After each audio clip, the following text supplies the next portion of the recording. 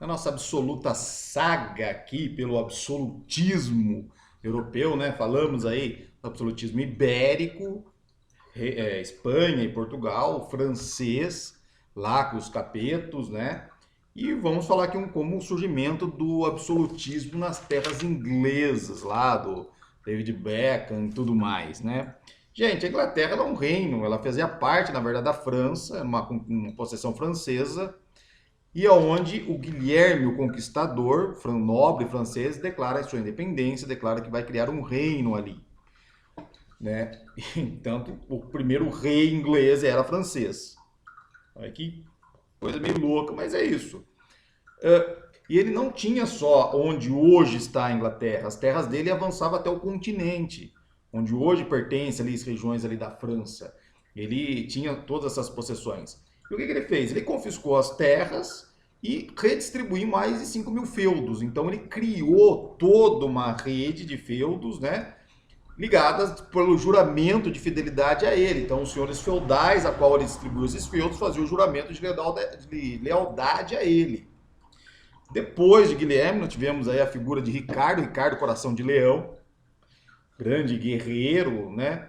O Ricardo Coração de Leão, ele aumentou muito os gastos da Inglaterra com guerras, porque ele se enfiou nas cruzadas, ele foi lá fazer parte da Terceira Cruzada, junto com outros reis.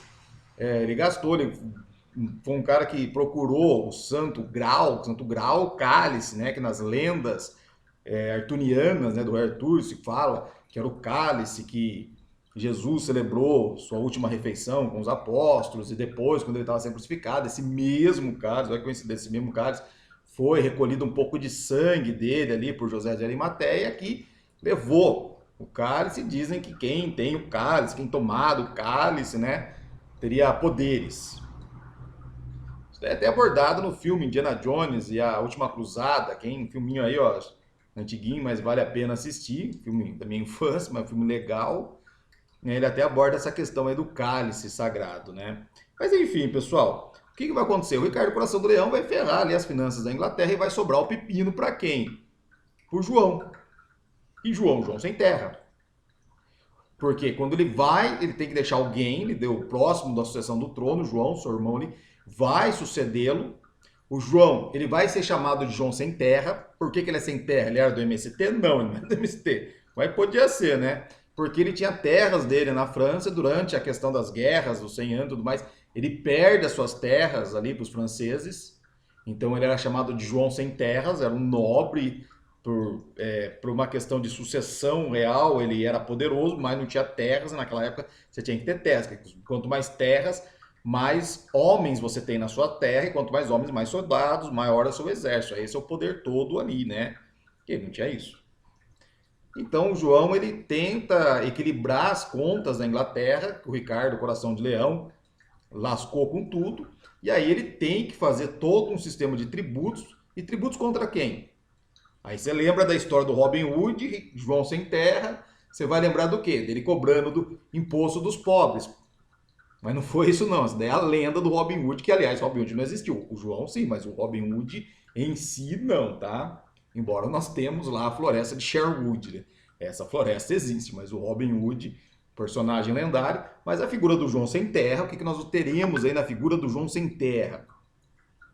Ele eleva os impostos sobre os nobres, não os pobres, mas os nobres, e por isso ele vai entrar para a história como um vilão, porque o nosso, cobrando dos ricos, onde já se viu, os nobres se unem contra ele, eles não aprovam isso, né? Tem que subir imposto para equilibrar as contas, onde já se viu isso para eles, era uma coisa imaginável, né? Eles, os nobres, tendo que dar parte do seu dinheiro para salvar a Inglaterra, imagina.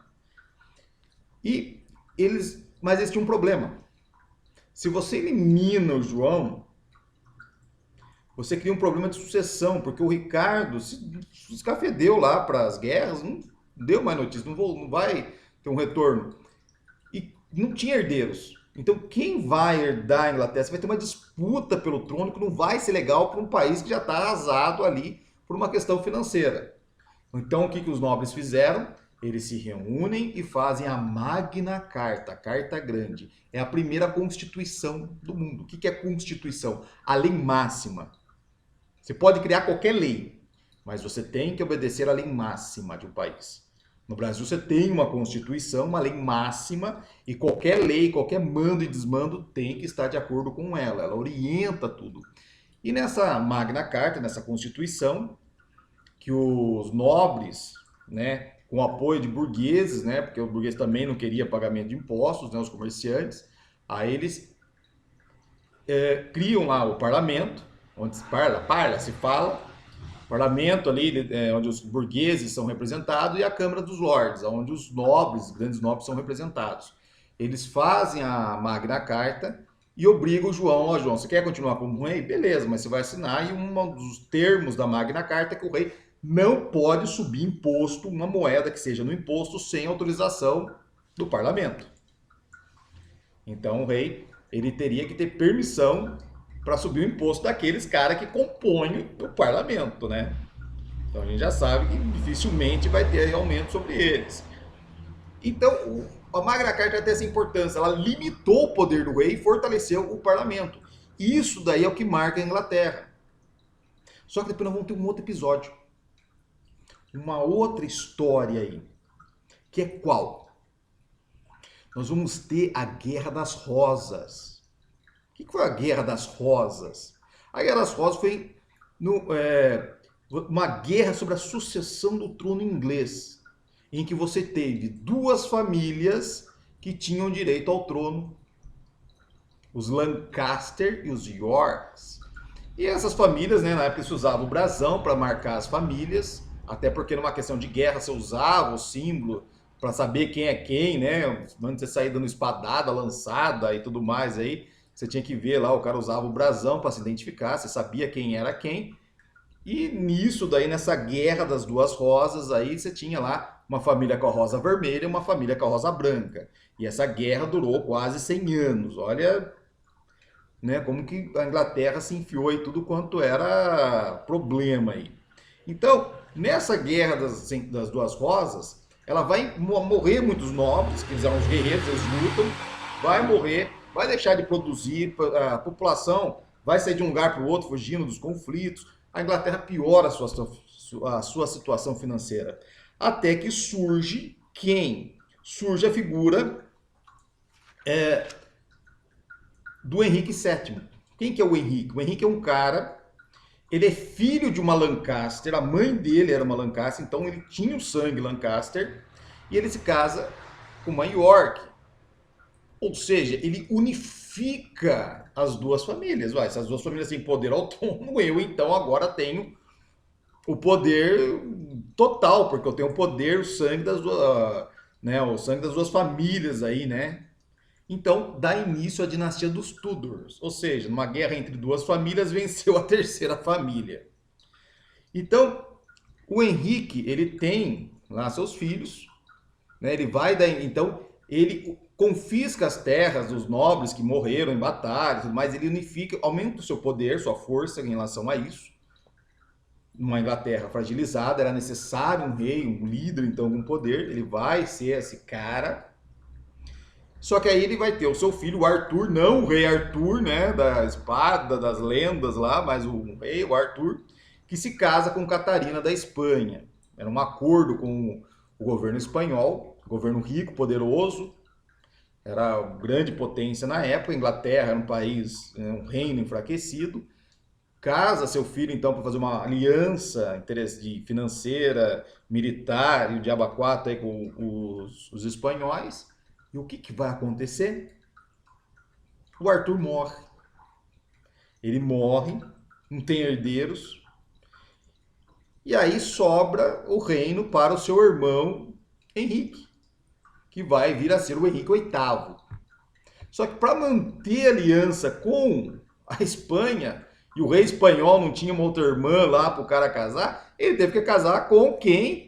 Catarina, a esposa do irmão morto. Só que a igreja proibia isso, a igreja falava que você não pode casar com a esposa do seu irmão. Se o seu irmão morreu, ela pode casar com qualquer um, menos com você, você não pode mesmo. Isso era uma regra. Então colocaram que os dois se casaram, mas nunca tiveram contato nenhum. Ah, eles casaram, mas cada um viveu num canto, então não tinha uma relação entre eles. E aí, com base nisso, autorizaram o casamento de Henrique com Catarina. E aí tiveram uma filha, Maria. E essa história linda e maravilhosa de amor durou até Ana Bolena. Ana Bolena foi uma mulher ali da corte, né, uma nobre, que o Henrique VIII se apaixona. Só que ela deixa bem claro, só vai ter uma coisa com ele casando. Porque ela não quer ser só mais uma namorada dele. Ele já tinha várias namoradas, namorou a irmã dela, o cara pegava geral ali. Então o que vai acontecer? Ele pede a anulação do casamento, porque a Igreja Católica não tinha o divórcio, não tem, né, o divórcio. Ele pede anulação. Ele escreve para o Papa, olha, tem que confessar aí que eu estou em pecado, porque na verdade minha irmã, meu irmão, né, com a minha cunhada, tiveram relações, viveram juntos, então meu casamento é inválido. Só que a Catarina sabia que ia ser humilhada com isso. Ou seja, você casou com o irmão do seu marido, casou com o irmão do falecido, e você mentiu. Você falou que não teve nada com ele. Então, com medo dessa humilhação toda, ela escreve para a Espanha, né, para o seu irmão lá, ela escreve, ela denuncia o que está acontecendo. A Espanha chega a cercar ali a Roma, né, o Vaticano, para impedir que os ingleses chegam lá pedindo anulação para o Papa, e o Papa fica sabendo disso e fala, meu, não vou anular coisa nenhuma, casou, está casado, já era. Porque o Papa temia perder o apoio da Espanha. O Papa não ia perder esse grande apoio da maior nação mais rica do mundo na época. Então, o que acontece? O Henrique VIII ele declara, então, que ele vai romper com a igreja. Ele é assessorado aí por um advogado que vai justamente colocar o que para ele? Olha, se você é o rei, e o rei é a autoridade máxima na Inglaterra, e se você obedece à igreja, você está cometendo um crime contra você mesmo. Porque você está colocando que a igreja é a poderosa na Inglaterra, e não você. E a lei diz que é o rei. Então, nesse artifício jurídico, ele declara que ele vai se anular o casamento, que ele vai casar-se com Ana Bolena, e ele rompe com a igreja. Aí a gente fala, nossa, que coisa linda, né? Olha que o cara está fazendo por amor. Só que, na verdade, você tem toda uma estratégia aí por trás, que é o quê? Ele, com isso, ele rompe com a igreja e ele tem o direito sobre a igreja na Inglaterra. Ele confisca as terras da igreja, ele expulsa padres, monges e tudo mais ali das boas terras, aumenta as suas terras sob seu domínio, no qual ele concede a nobres em troca do apoio. Ele pega toda a riqueza da igreja, ele vai pagar as contas da Inglaterra, ele vai equilibrar as contas da Inglaterra. Embora ele vai ser considerado até hoje o pior rei da história da Inglaterra, porque ele vai enfiar a Inglaterra em tudo que é treta. Ele vai fazer uma loucura atrás da outra, mas ele consegue ali equilibrar e ele acaba se tornando o quê? O rei absoluto da Inglaterra. Por quê? O parlamento está enfraquecido, está na mão dele. Ele tem poder sobre o parlamento, ele tem poder sobre a igreja, ele tem uma riqueza. Então, o Henrique VIII, por pior que seja, pior que ele foi considerado aí o pior monarca da Inglaterra, ele unifica o poder, ele se torna um rei absoluto. É o início do absolutismo na Inglaterra, que depois vai dar sequência com a sua filha Elizabeth. Mas aí já é outra história. Falou?